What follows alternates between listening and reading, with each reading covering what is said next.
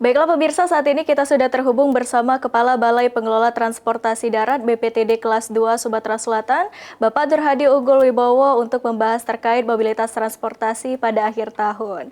Baik Pak, selamat siang Bapak. Selamat siang, Mbak Siska. Ya, terima kasih banyak Bapak sudah meluangkan waktunya pada siang hari ini ya Pak. Ya. Terima Baik, kasih kembali. iya Pak. Baik Pak, untuk mengawali perbincangan pada siang hari ini, bisa dijelaskan Pak seperti apa mobilitas transportasi pada momen akhir tahun ini dan berapa kendaraan yang sudah tercatat Pak? Eh, Kalau berdasarkan pemantauan kita di posko yang kita bentuk di kantor induk BPTD, memang terjadi peningkatan dibandingkan dengan volume rata-rata harian. Tapi jika dibandingkan dengan periode Nataru tahun lalu, itu fluktuatif ya, secara kumulatif ada yang naik, ada yang turun. Seperti kalau di terminal tipe A yang kami kelola, dari itu di terminal tipe A itu secara kumulatif untuk bis itu keberangkatan bis terjadi penurunan sekitar 8%, untuk penumpang berangkat menjadi terjadi penurunan 18%, untuk kedatangan bis terjadi penurunan 7%, kedatangan penumpang 32%. Demikian juga di Pelabuhan 16 Ilir itu terjadi penurunan baik kapal berangkat maupun eh, kedatangan kapal. Penumpang juga terjadi penurunan, tapi untuk barang yang diangkut itu terjadi kenaikan.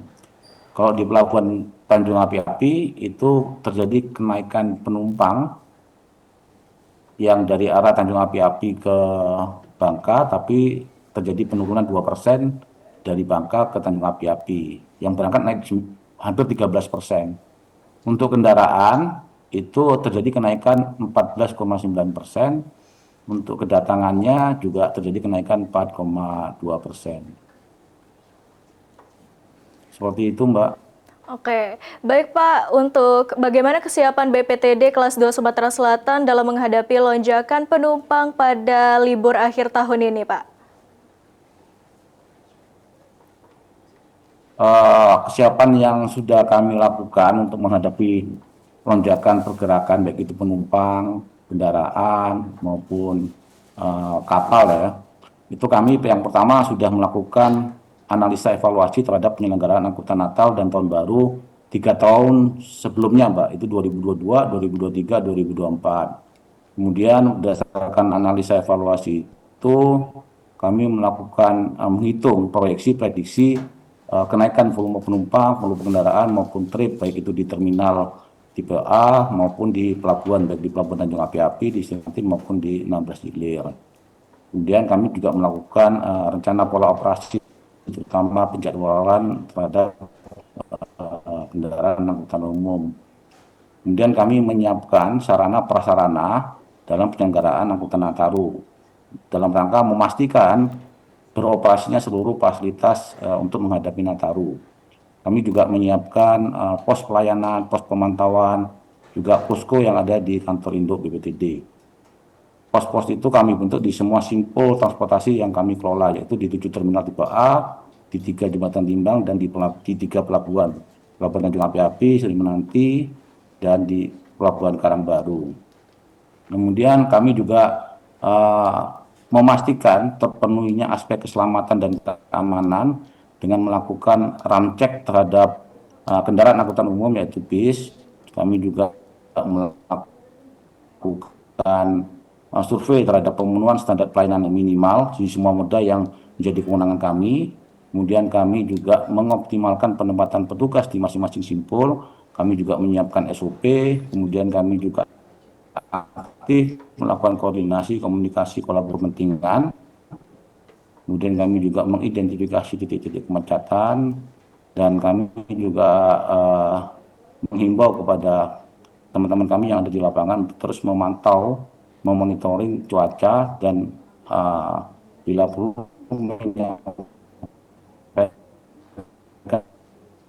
himbauan kepada masyarakat jika ditemukan hal-hal yang mengganggu pelayanan misalkan disampaikan himbauan itu kepada masyarakat supaya masyarakat terinformasi. Seperti itu, Pak, kesiapan-kesiapan yang sudah dilakukan oleh BPTD. Oke, jadi persiapannya sudah sangat matang ya Pak untuk menindaklanjuti masalah lonjakan akhir tahun ini ya Pak. Baik Pak, mungkin selanjutnya langkah apa saja Pak yang telah dilakukan untuk memastikan kelancaran arus transportasi darat selama Nataru ini Pak? Di samping kesiapan yang sudah saya sampaikan tadi, kami juga hadir pada rapat kesiapan pelaksanaan operasi lilin musi yang dilaksanakan oleh Polda Sumsel. Kemudian kami juga hadir dalam rapat koordinasi sinergi kolaborasi dengan seluruh pemangku kepentingan dalam rangka kesiapan penyelenggaraan angkutan Nataru yang dilaksanakan oleh Kementerian Perhubungan.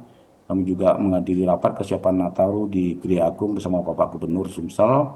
Kemudian berdasarkan rapat-rapat itu, pemerintah sudah salah satunya adalah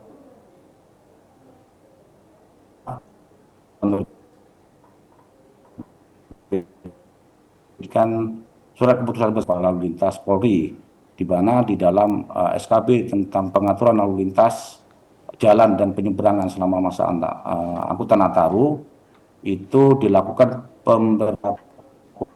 pembatasan operasional angkutan barang baik di jalan tol maupun di jalan non tol, khususnya untuk 3 sumbu ke atas dan untuk angkutan barang yang disebutkan di dalam SKB tersebut. Kemudian untuk kelancaran yang lain kami sesuai dengan hasil rapat itu dilakukan tol fungsional Palembang Betung. Kemudian kami juga melakukan atas permintaan Pak Kapolresta untuk menyiapkan kantong parkir jika terjadi kemacetan di ruas Palembang Betung. Jadi kami menyiapkan 4 kantong parkir yang ada di 2 terminal kami, yaitu Terminal Alang-Alang Lempar dan Karajaya. Kemudian kami mengalihfungsikan jembatan timbang yang kami kelola di Kota Palembang untuk Ketapati dan Talang Kelapa untuk dijadikan kantong parkir. Kami juga menonaktifkan jembatan timbang untuk digunakan sebagai rest area. Kemudian titik-titik kemacetan terutama di Palembang Betung itu sudah dibentuk Satgas dan disiapkan mobil derek. Kami juga menyiapkan posko mobile, kemudian untuk pelabuhan penyeberangan Tanjung Api-Api kami juga menyiapkan pola operasi jika terjadi kepadatan atau istilah kami itu pola operasi padat atau sangat padat jika terjadi peningkatan pergerakan itu dengan menerapkan pola kapal tiba, bongkar, muat, langsung berangkat. Kami tambahkan lagi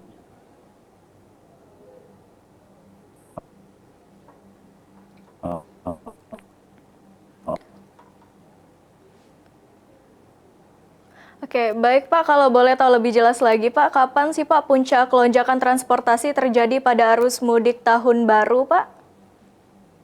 Halo Mbak. Halo Pak? Ya, Iya, baik maaf Pak. ini. Iya. Jadi Pak, untuk kapan puncak lonjakan transportasi terjadi pada arus mudik tahun baru nih Pak? Kalau prediksi kami berdasarkan analisa evaluasi yang sudah kami lakukan dan kami lakukan prediksi itu lonjakannya itu prediksi kami di tanggal 24, 27 dan 31 Desember. Kemudian nanti arus baliknya di tanggal 3 Januari. Tapi berdasarkan realisasi pemantauan kami selama periode Nataru ini untuk di terminal tipe A itu kepadatannya terjadi di hari Kamis tanggal 25 Desember. Kemudian di Pelabuhan 16 Ilir itu terjadi di hari Selasa tanggal 23 Desember. Kemudian di Pelabuhan Seri Menanti di Sabtu 27 Desember. Di Tanjung Api-Api itu di hari Sabtu juga 27 Desember. Kemudian kami juga memantau jumlah atau volume kendaraan di tol, baik di tol Palembang Kayu Agung, itu ternyata kepadatannya terjadi di 20 Desember hari Sabtu, kemudian di Palembang Indralaya hari Minggu tanggal 21 Desember, dan di Indralaya itu di hari Minggu 21 Desember. Kemudian lonjakan lagi. Kalau untuk fungsional Musi Landas Pulau Rimo itu terjadi di tanggal 24 Desember hari Rabu. Jadi kami masih mengantisipasi untuk hari besok tanggal 31 dan nanti arus baliknya tanggal 3 Januari. Seperti itu, Mbak. Oke, baik Pak. Selanjutnya bagaimana BPTD memanfaatkan teknologi atau sistem informasi untuk memantau pergerakan transportasi darat, Pak? Kami ada alat kamera yang kami pasang, Mbak, itu untuk menghitung HR. Jadi kami bisa mengetahui pola pergerakan, karakteristik pola pergerakan masyarakat. Kapan dia, kemudian hasil koordinasi kami ke tol fungsional pun ternyata juga memasang alat serupa, Mbak. Nah, data-data itu bisa kami pergunakan nanti untuk merencanakan lagi dalam rangka menghadapi angkutan Lebaran. Oke, baik Pak. Selanjutnya bagaimana koordinasi BPTD dengan instansi terkait seperti kepolisian dan pemerintah daerah dalam menjaga kelancaran arus lalu lintas akhir tahun, Pak? Ya, kami ikut menghadiri rapat-rapat sebagaimana kami sebutkan tadi, Mbak. Ada rapat kesiapan dan pelaksanaan operasi lilin di Polda, di mana di sana antara lain disampaikan oleh Pak Kapolres perlu kantong parkir. Kami menyiapkan kantong parkir dan sudah kami koordinasikan. Termasuk ada pendirian posko di masing-masing kantong parkir tersebut. Jika terjadi lonjakan, nanti kendaraan-kendaraan angkutan barang itu dimasukkan ke dalam kantong-kantong parkir itu sehingga diutamakan untuk kendaraan pribadi. Kami juga rapat-rapat seperti yang di Gria Agung yang dipimpin oleh Pak Kapolda dan Pak Gubernur, kemudian rapat-rapat yang dilaksanakan oleh pemerintah pusat, dan kami dalam pelaksanaannya juga selalu berkoordinasi dengan pihak Ditlantas Polda, Kasat Lantas, Disub, Jasa Raharja, seperti itu, Mbak. Baik Pak, untuk terakhir nih Pak, harapannya teruntuk mobilitas transportasi pada tahun ini, Pak? Harapannya untuk saudara-saudara kita yang akan melakukan mudik angkutan Natal Tahun Baru agar menyiapkan baik itu fisik maupun kendaraannya, sehingga kami mendoakan supaya selamat sampai tujuan, selamat berlibur, sehingga segar kembali ketika pulang dari liburan untuk beraktivitas kembali.